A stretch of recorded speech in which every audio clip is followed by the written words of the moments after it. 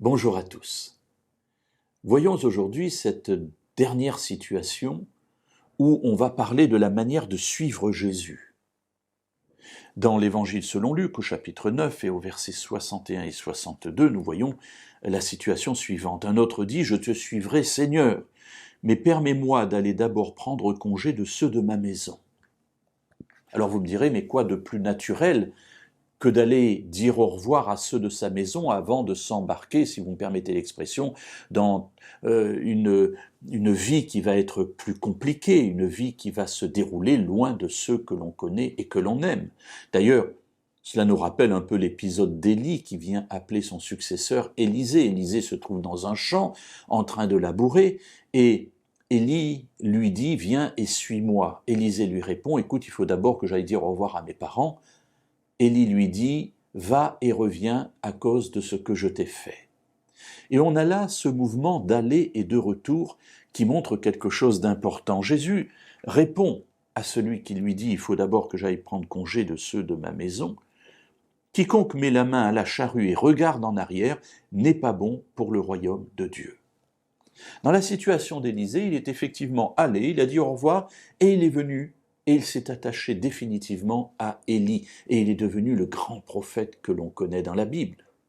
Mais le risque en allant chez ceux de sa maison, alors que l'on a reçu un appel de Dieu, c'est d'être découragé par tout ce qui pourra être dit par ceux que nous rencontrons. Est-ce que tu es sûr de l'appel que tu as reçu ? Est-ce que tu n'es qualifié ? Moi, je ne te vois pas dans cette direction-là. Est-ce que tu as pensé à toutes les conséquences ? Mais regarde le métier que tu as, tu es fonctionnaire, tu es dans un métier protégé. Qu'est-ce que tu vas faire à aller dans quelque chose dont tu ne sais même pas de quoi demain sera fait ? Et ainsi, nous pouvons avoir des arguments qui vont affaiblir le sens de cet appel que Dieu nous a adressé. Alors Jésus répond, quiconque met la main à la charrue et regarde en arrière n'est pas bon pour le royaume de Dieu. Alors il faut s'imaginer ce que c'était à l'époque. À l'époque, une charrue, comme d'ailleurs maintenant dans beaucoup de pays du monde, eh bien c'est un soc qui va s'enfoncer dans la terre, et puis on a une espèce de deux poignées, et on doit appuyer de toutes ses forces pour que cela s'enfonce dans la terre, et qu'ainsi la terre soit retournée, préparée pour être plantée. Et on est tiré par un animal, l'animal il faut aussi le conduire. Bref, il faut être concentré sur sa mission. Et si moi je regarde en arrière pour regarder le paysage, eh bien forcément je ne suis plus dans l'appel qui m'a été adressé.